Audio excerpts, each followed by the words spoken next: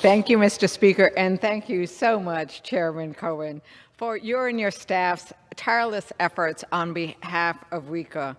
Last week, Congressman Owens and I led a bipartisan group of members to request a vote on S 4119. I'm grateful to Speaker Pelosi and Leader Hoyer for bringing it before us today. In 1945, the U.S. government detonated the first atomic bomb at the Trinity Test Site in New Mexico. The U.S. would go on to conduct more than 200 above-ground nuclear tests throughout the century. Uranium miners, many of whom are Latino or Native American in my home state, worked without the necessary health and safety protections and are still falling sick from radiation exposure. Downwinders everywhere who lived in communities around certain test sites continue to suffer from lung cancer, pulmonary fibrosis, and other deadly diseases directly linked to uranium and the nuclear radiation. Too many have fallen sick from lung cancer, pulmonary fibrosis, and other deadly diseases because of the radiation exposure. This is an environmental injustice issue of the most explosive kind.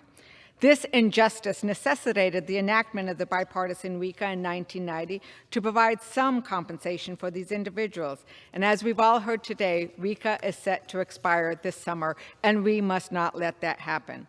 Because more than 30 years later, too many downwinders and uranium workers continue to fall ill because of the government's nuclear testing program.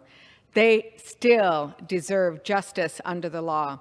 In fact, just last week, CDC scientists authored a letter that showed a substantial number of uranium miners could still develop diseases after July that would qualify them for RECA compensation. That letter points out that some of the cancers are 4,040% higher than the standard population. Imagine that. It can only be attributed to those, to the uranium mining and exposure. Senate Bill 4119 will extend RECA as it currently exists for 2 years. And I must note that, yes, every school child knows where the first atomic bomb was exploded, and it was in New Mexico. But for some inexplicable reason, New Mexico was left out as those places where downwinders needed and were eligible for compensation.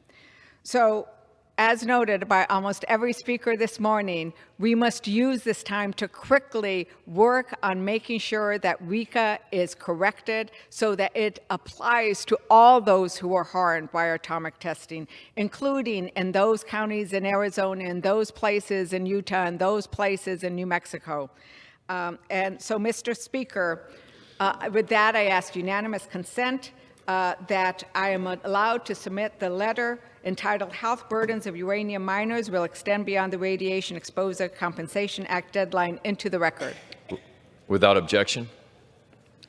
I urge my colleagues to similarly support the passage of the RECA extension as was done in the Senate. With that, I yield back.